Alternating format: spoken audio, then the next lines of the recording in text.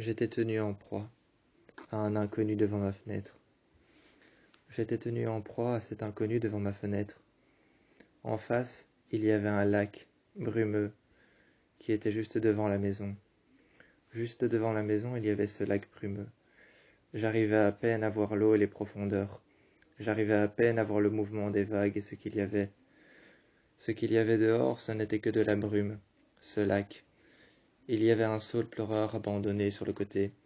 J'avais l'impression qu'il ne poussait plus, qu'il ne grandissait plus. Il n'y avait plus de feuilles qui se faisaient. Il n'y avait plus aucune feuille qui se faisait. Tout ce que j'entendais de lui, c'était des grincements. Et j'arrivais à entendre de temps en temps ces racines qui percèrent le sol, qui passèrent autour de la pierre et qui arrivèrent plus loin dans le sol pour peut-être boire l'eau du lac. Tous les jours, il y avait cet inconnu à ma fenêtre. Quand je me tournais vers mon lit, il y avait un instrument de guerre sur le lit, une hache ou peut-être parfois un fusil, chargé, déchargé, avec quelques balles à côté.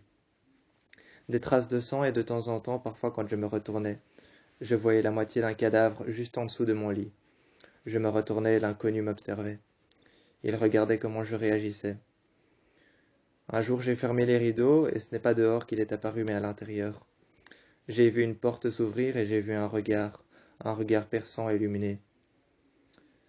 J'ai vu un regard perçant s'illuminer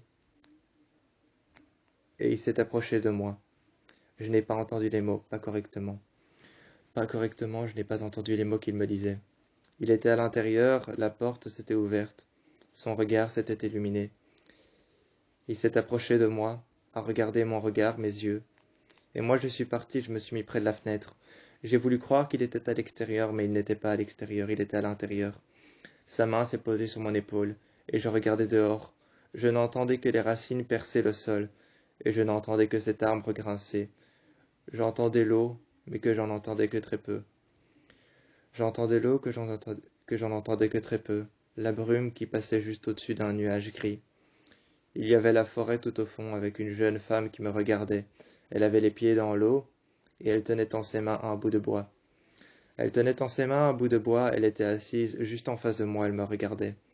Tout au bord de la forêt qui ne s'arrêtait qu'à la moitié du fleuve. Le fleuve qui, comme le lac, lui était brumeux aussi. Le fleuve qui, comme le lac, était brumeux. Il y avait les racines qui étaient en train de percer le sol et cette fille qui me regardait avec son bout de bois. Elle s'était levée et avait pointé du doigt une direction. J'ai regardé dans cette direction et j'ai vu le regard de l'intrus. J'ai vu le regard de l'homme, il était à l'intérieur, il avait ouvert une porte. Son regard perçant, ses yeux en amande, il réfléchissait à travers la lumière. À travers la lumière, j'avais attendu toute la nuit. J'avais attendu toute la nuit que le soleil se lève pour qu'il disparaisse. Il n'apparaissait que la nuit. Son regard perçant à travers la nuit, je le regardais, il était à l'intérieur. Et moi, tout ce que j'avais à faire, c'était attendre que le soleil se lève pour qu'il disparaisse. Je n'ai jamais compris qui il était, ce que cette femme voulait me montrer quand elle montrait du doigt une direction. Mais j'étais là et j'attendais. Cette personne s'incrustait à l'intérieur et chaque fois que je me retournais, mon lit était couvert de sang avec une personne en dessous. Seul son bras dépassait.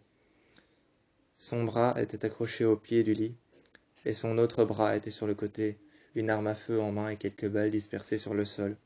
Il y avait des traces de sang et je me suis retourné.